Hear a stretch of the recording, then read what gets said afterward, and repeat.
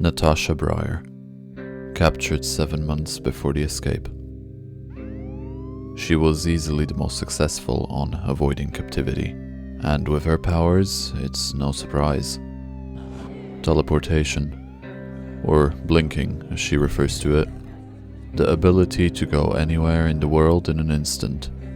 All she has to do is close her eyes, imagine the place where she wants to be, and as soon as she opens them, she'll be there. Just like that.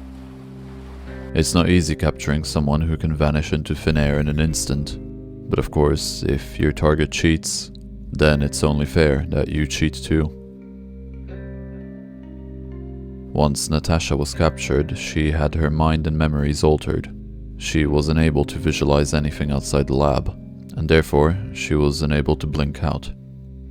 When the restraints were off and she was allowed to use her power, the scientists tried to use her as a gate to teleport not only herself, but also multiple other people, hence her name, Project Gate.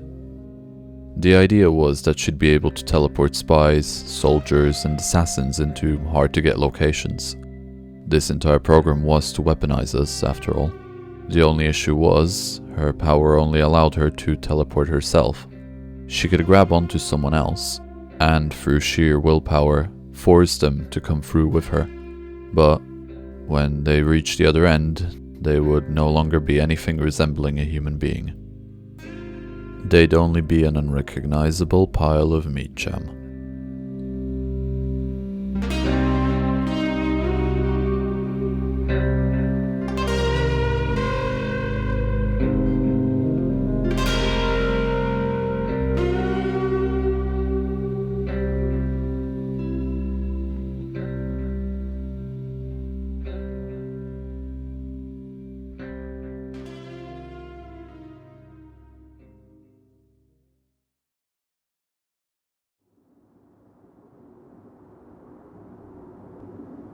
Come on then, Project Conduit.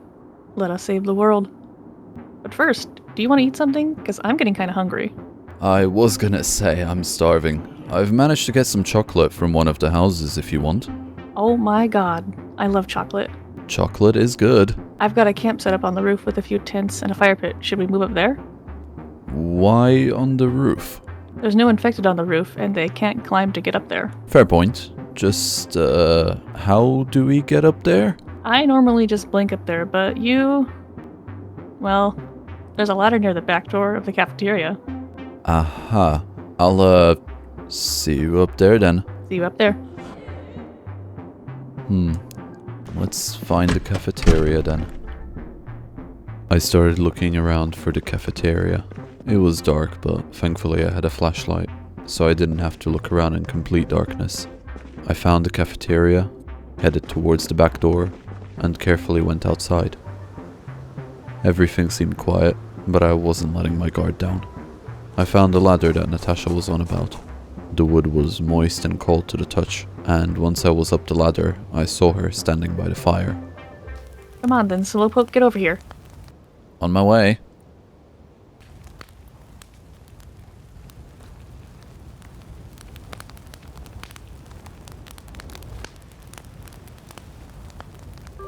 You got the chocolate? Of course. Chocolate is definitely humanity's greatest accomplishment. I dunno, I think jam donuts would take the win for me. No way! Now that we're sitting down, why don't you tell me the full version of what happened exactly? Because we are out, but things definitely didn't go to plan. Well, as I said before, me and Octavius got into Emmanuel's room, and I was going to... When Emmanuel woke up, what happened to Octavius? Emmanuel woke up and tried to grab me, quite rapidly. Caught me completely off guard. Octavius immediately got in the way, and Emmanuel killed him instantly. But because he was awake now, the non-authentically set barriers created by the scientists using Emmanuel's power dropped, because his mind was no longer theirs to manipulate. He stopped being their puppet as soon as he woke up. Precisely. When all the barriers went down, we all felt it and took it as the agreed-upon signal to make our escape.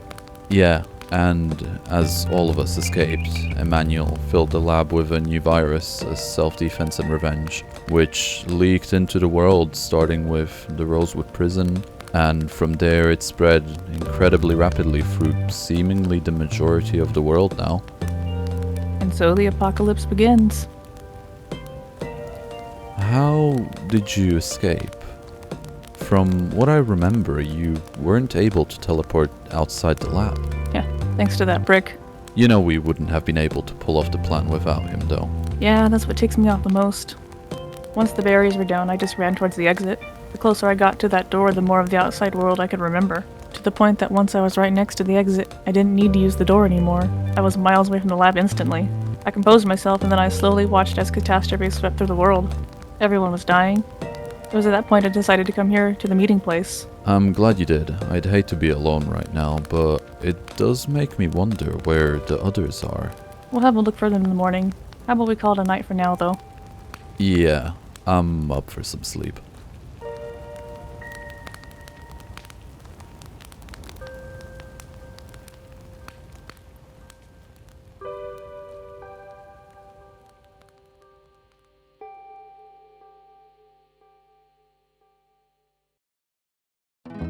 Once we were awake, we put together a plan. We found a map of Rosewood in one of the classrooms and decided that Natasha would blink around Rosewood to see if she could find anyone, while I backtracked to the superstore I passed by. One building down from that was a mechanic's garage. I could check there for a possibly working vehicle. We won't be able to get anywhere else if we're just on our feet. Conveniently, the next building over just happens to be a fuel station. If I find a car, I can get fuel for it there, as well as maps so that we can plan our next move, and likely some supplies and food. Everything in close proximity. Running around these houses and through the back gardens, I've noticed that I haven't seen a single infected.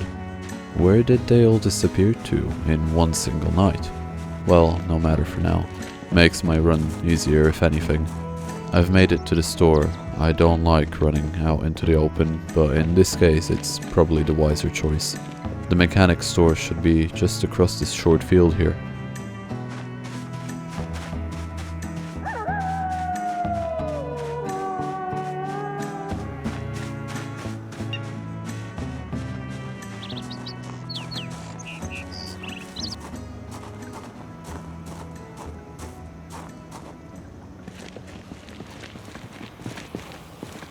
There it is. And that sounds like a lot of infected.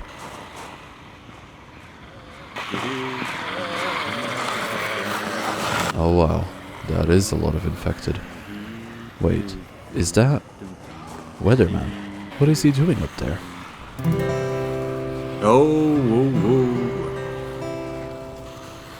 I guess I know where all the infected went, but now I need to figure out how to get Weatherman out of there. She wanted him to follow her, so she threw him her bra. But then she realised that her bra just doesn't stretch that far.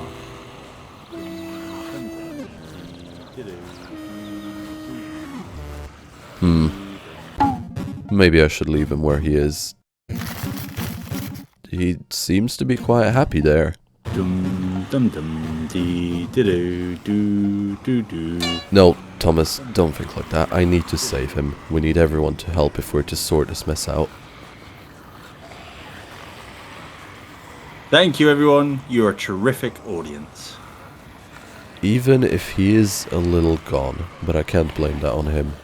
Anyone would lose themselves after being treated like an experimental guinea pig for over 2 decades. Can I get a round of applause? Thank you, and thank you too. Just hold on, friend. I'll get you out of there. I phased through into the mechanics repair store, and immediately I saw a couple of good options for luring away the infected. 2 cars. Now I need to figure out if they work. This one seems to be in good shape. No fuel in it, looks like, and no keys. As for the other one, it's in a similar shape. No fuel, and it seems to be missing a battery. The keys are still in the ignition, at least. Looking around the place, I came across a few magazines. They turned out to be quite useful, teaching me how to change the light bulbs or how to remove and replace a car battery. Using this newly acquired knowledge, I managed to take out the battery out of the car with no keys and put it into the one which I had the keys for. Now the only problem left was the fuel. Scavenging around a little bit, I found an empty fuel canister. Several, actually, but I'll only need one. There's a car park I've passed by that's full of cars. I should go and have a look through those to see if I could siphon some fuel.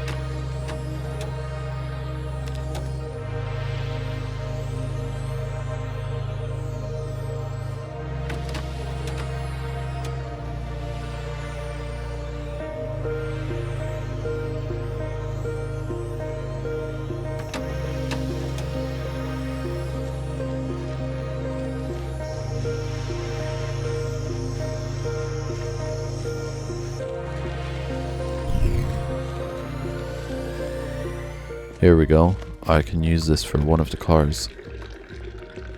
This will have to be enough. Fuel is in the car. Time to lure the zombies away. I opened the garage door, got into the car, and drove out. The sound of the slowly moving vehicle already started to attract some of the infected, but I needed all of them, and so I started to make some noise. Rapidly, the infected started to turn their attention to me. More and more of them followed the car, and soon, sure enough, I was leading the entire horde away. It's starting to rain. I guess Weatherman isn't too happy I'm leading his audience away. But it's alright. He'll calm down once I get to him and speak to him. Turning behind the tree line, I let the car make a bit more noise.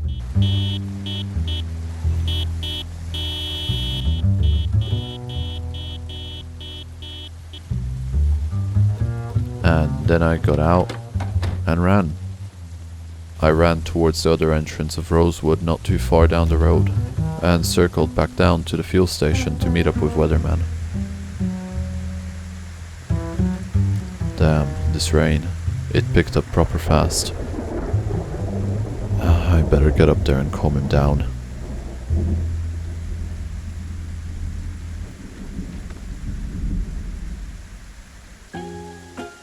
Oh, Thomas Golden. I hope you have a backstage ticket. Then again, not like it matters anyway. My audience just left chasing after some muppet. I should play along. I see. Don't worry, they'll come back. Why don't we go and set up a new venue for you in the meantime? Perhaps we should. Maybe I'll make some new fans along the way. Sure you will. Come on then, let's get out of here. Oh look, they're all coming back. Shit. They just couldn't get enough of my talent. Come on, come all. I got plenty more tunes for all of you. Great. Now we're stuck here. Look at all of them, Thomas Golden. They absolutely love me. I'm happy for you, Weatherman. I wish we could get out of here, though. Yes, Thomas Golden, you are correct. What? I'm sorry to say this, my lovely audience, but I have another venue to attend. Weatherman. But let me leave you all with a gift. Witness, everyone, the most spectacularly electrifying performance of your lifetime. Weatherman, no!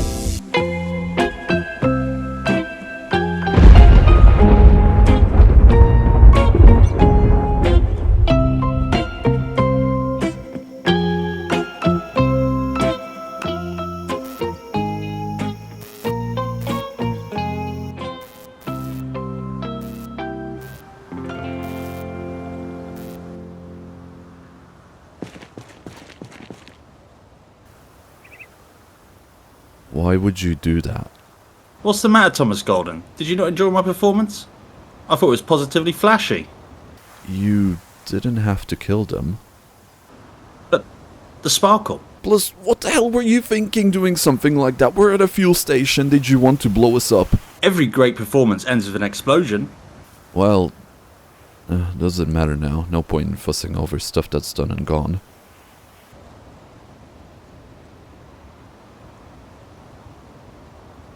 So, when's the transportation bus arriving?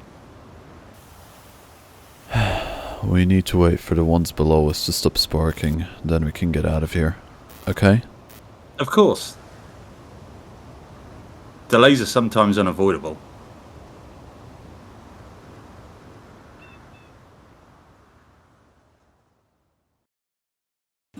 After waiting for a little while, the infected below us stopped sparking, and that was our cue to get out of there. We made our way back through the gardens, hopping fences and avoiding the infected best we could. It was a little difficult at times though, considering Weatherman thought that any infected we found was a fan of his coming to get his autograph.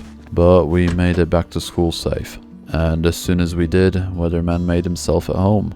I gave him a peanut butter sandwich I made the day before, and he seemed happy. I wish he didn't fry all of those infected. Those lives are gonna weigh heavily on my mind. If we find a way to save the world and possibly cure everyone, they won't be able to come back now. It's getting late now. I hope Natasha is alright. Thomas! You just scared my soul out of me. Don't teleport behind a man like that. No time for that. I found Jake and he's in trouble. Ah, Project Paladin. Always so kind and eager to help. He's a good kid. You found Weatherman? Yeah, he was singing on a roof. What? I'll tell you later. What's happening with Jake? Oh, right. He's stuck in the police station. The entire building is surrounded by the infected, and he's locked himself in the gun room behind 2 strong reinforced doors. But with how many infected there are, I don't know how long those doors will last. Shit. What do we do? Get back to him. See if the gun cabinets are open, and if there are any guns there. Use them as a last stand if they break through. And if there's no guns? Try and move the cabinets in front of the doors to barricade.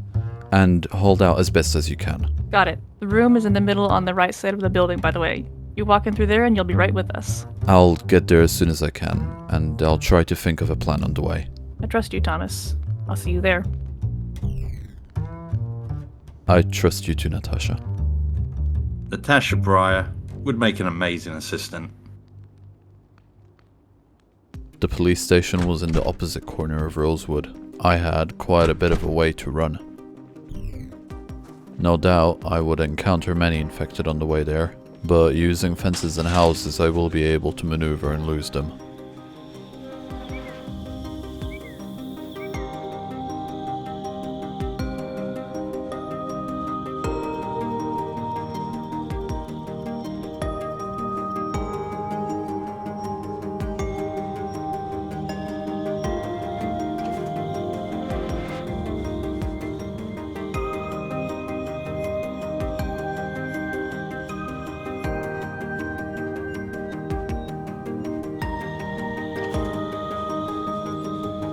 The backyards of the houses were the best way to go. The fences slowed down any infected that tried to follow me.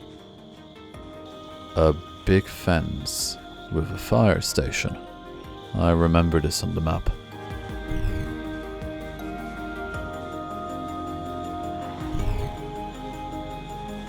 This means that the police station should be right there. The whole building is broken into from every side. Shit, that's a lot of infected. Natasha said right side of the building, middle of the wall. Right. Here goes nothing.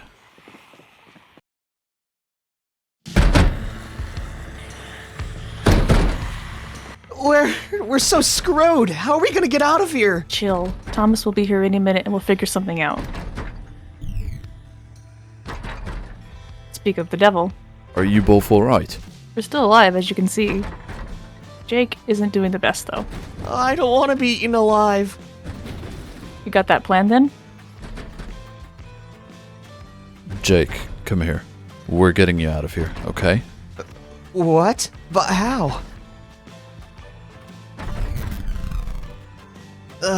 My head. That felt weird.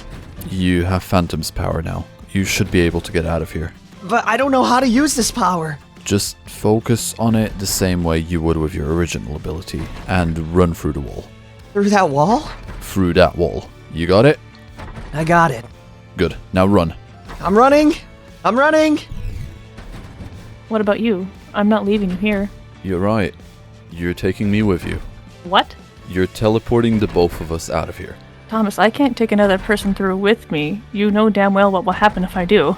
Look, Natasha, I have Paladin's powers. If the infected break through and into this room, I won't die. I'll suffer for weeks, maybe months, until someone or something distracts them. I'll be a never-ending meal for them. But Thomas... Natasha, I'd much rather turn into meat jelly and die in an instant than suffer the agony of being eaten alive for months. I understand. Well, no time like the present. You ready? I'm ready. Right, on 3. 1, 2...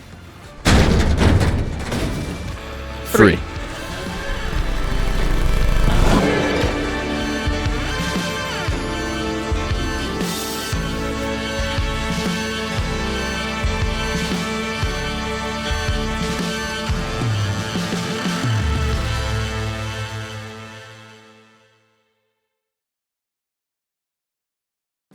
Hey guys, Sebbediah here. What an episode, huh? A lot happened in this one, especially that cliffhanger ending. That was my favorite part. Will Thomas live? Maybe. Or maybe I'll turn it full on Game of Thrones and everyone will start dying. I guess you'll just have to wait till the next episode to find out. Also, while I got you all here, I wanted to say a massive thank you once again to Jen, as well as our 2 newcomers to the series, Ash and Lime. Massive thank you to all 3 of you for helping move this little passion project by lending me your amazing voices and providing an incredible voice acting performance. You lot really gave 110%. You can find all their channels in the description and in the comments, so make sure to check them out and say hi from Sebbediah. Anyways, thank you for watching. Let me know in the comments below which part of the video you enjoyed the most, and don't forget to leave a like as well. If you'd like to see more or keep up with this series or my other videos, make sure to subscribe and ring the bell to be instantly notified of my uploads. And if you'd like to show me support in a different way, you can always go ahead and buy me a cafefe. The link for that is down in the description below. Thank you again everyone for watching, and I'll see you all in the next video. Goodbye.